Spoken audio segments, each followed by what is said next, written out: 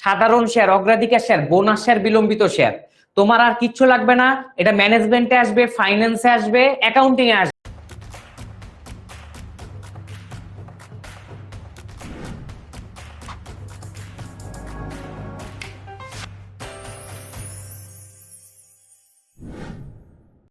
সবাই একদম মনোযোগ দাও, কেউ কেউ কমেন্ট লিখবা না, কিচ্ছু করবা না। এইটার মাধ্যমে দেখো আমি একদম শেষ হয়ে যাবে, আর কিচ্ছু লাগবে না।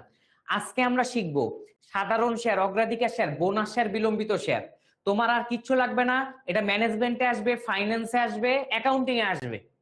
আচ্ছা, সাধারণ শেয়ার আর অগ্রাধিকার শেয়ারের ডিটেলস ম্যানেজমেন্টে দেওয়া আছে। আমি তোমাকে সিম্পল একটা উদাহরণ দিই, তাইলে তুমি বুঝতে পারবা। শোনো, একটা একটা একটা কাহিনী শোনো। একটা বাড়িতে, একটা বাসায় মনে করো একটা লোকের দুইটা মেয়ে, ঠিক আছে? একটা লোকের দুইটা মেয়ে, মনে করো যে দুইটা মেয়ের মধ্যে দুইটা মেয়েরই বিয়ে হয়েছে। হ্যাঁ, দুইটা মেয়েরই বিয়ে হয়েছে। তো একটা মেয়ের জামাই থাকে, মনে করো যে জামাই নিয়ে থাকে হচ্ছে সিলেটে। আর আরেকটা মেয়ের জামাই ঘর জামাই হিসাবে থাকে, বুঝছো? ঘর জামাই হিসাবে থাকে, তো শ্বশুর বাড়ি হচ্ছে ঢাকায়। তো সিলেট থেকে মেয়ে আর মেয়ের জামাই আসছে, মেয়ে আর মেয়ের জামাই আসছে ঢাকায়।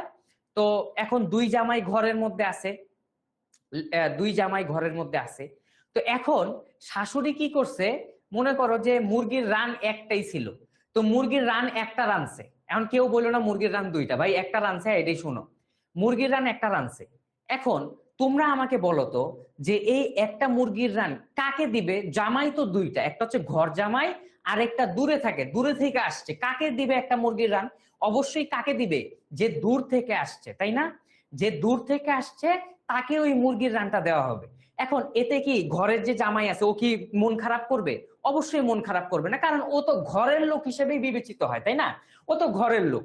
আর যে দূরের থেকে আসছে ও তো ভাই 6 মাসে 1 বছর একবার আসে, ও এত কিছু দেখবে না। ও জাস্ট খালি আসবে, কি রানছে, ভালো মানে ভালো খাওয়া দাওয়া করে চলে যাবে। এখন কথা হচ্ছে যে এই যে দূরের জামাই আসলো, ও আজকে এসে একটা মুরগির রান পাইলো, কিন্তু ঘর জামাই যে আছে সে কিন্তু অন্যদিন গরুর মাংস রান্না হইলে ও কিন্তু সেটা খাইতে পারবে, যদি তোমার খাসির মাংস রান্না করে ও খাইতে পারবে, তাই না? এখন কথা হচ্ছে যে, এখন খেয়াল করো, সোজা বাংলায় মনে রাখবা কি জানো? সাধারণ শেয়ার হচ্ছে ঘর জামাই, সাধারণ শেয়ার কি? সাধারণ শেয়ার হচ্ছে ঘর জামাই। আর অগ্রাধিকার শেয়ার হচ্ছে দূরের জামাই, অগ্রাধিকার শেয়ার কি? দূরের জামাই। তোমার ম্যানেজমেন্টও করা হয়ে গেল, ঠিক আছে? কিভাবে আমি তোমাকে বলি। সাধারণ শেয়ার হোল্ডাররা কোম্পানির মালিক হিসেবে বিবেচিত হয়, সাধারণ শেয়ার হোল্ডাররা কোম্পানির মালিক হিসেবে বিবেচিত হয়। অগ্রাধিকার শেয়াররা কোম্পানির মালিক হিসেবে বিবেচিত হয় না। অগ্রাধিকার শেয়াররা প্রফিট পাওয়ার ক্ষেত্রে অগ্রাধিকার বেশি পায়, সাধারণ শেয়ার হোল্ডাররা মানে প্রফিট পাওয়ার ক্ষেত্রে অগ্রাধিকার পায় না। অগ্রাধিকার শেয়ার হোল্ডারদের লভ্যাংশ একদম ফিক্সড করা থাকে, একদম ফিক্সড করা থাকে, ঠিক আছে? কিন্তু সাধারণ শেয়ার হোল্ডারদের কোনো অগ্রাধিকার মানে লভ্যাংশ ফিক্সড করা থাকে না। আর যদি 5% দেয় 5% নিবে, 15% নিলে 15% নিতে পারবে, ঠিক আছে? আবার যদি অগ্রাধিকার শেয়ারের একদম ফিক্সড থাকে 10%, লস হোক লাভ হোক, লস হোক লাভ হোক, একদম ফিক্সড 10% পাবে, ঠিক আছে? তার মানে আমি ইজিলি বুঝতে পারতেছি সাধারণ শেয়ার আর অগ্রাধিকার শেয়ারের পার্থক্য। তোমার ম্যানেজমেন্টে তুমি এইটা দিয়ে পুরো সৃজনশীল লিখতে পারবা। জাস্ট খালি এতটুকু মনে রাখবা, সাধারণ শেয়ার ঘর জামাইয়ের মতো আচরণ করবে, অগ্রাধিকার শেয়ার দূরের জামাইয়ের মতো আচরণ করবে। নাও দ্য কোশ্চেন ইজ, তুমি কোন সাধারণ শেয়ার না অগ্রাধিকার শেয়ার? Ask yourself. যাই হোক, পরবর্তীতে আসি। বোনাস শেয়ারটা কি? বোনাস শেয়ারটা মনে রাখার একটা শর্টকাট টেকনিক কি জানো? বোনাস শেয়ারটা মনে রাখবা 1 টাকার চকলেট। বোনাস শেয়ারটা কিভাবে মনে রাখবা? 1 টাকার চকলেট। এখন আসো, 1 টাকার চকলেটটা কি? তুমি দোকানে গেছো, তুমি দোকানে যে 3 টাকা দামের 3টা শ্যাম্পু কিনছো। 3 টাকা দামের কয়টা শ্যাম্পু কিনছো? 3টা শ্যাম্পু কিনছো। তোমার বিল আসছে কত? তোমার মোট খরচ হয়েছে কত? 9 টাকা, তাই না? 9 টাকা তোমার বিল আসছে। এখন তোমার কাছে তো ভাঙতি নাই, তুমি 10 টাকা দিছো, তুমি 10 টাকা দিছো, ঠিক আছে? তুমি যে 10 টাকা দিছো, দোকানদার তোমাকে কি দিবে? দোকানদার অবশ্যই তোমাকে 1 টাকা দিবে না, বলবে ভাঙতি টাকা নাই, কয়েন নাই। তো দোকানদার তোমাকে 1 টাকার পরিবর্তে তোমাকে একটা চকলেট দিয়ে দিবে। দোকানদারের কাছ থেকে তুমি পাও 1 টাকা, দোকানদার তোমাকে 1 টাকা না দিয়ে 1 টাকার চকলেট দিয়ে দিবে, তাই না?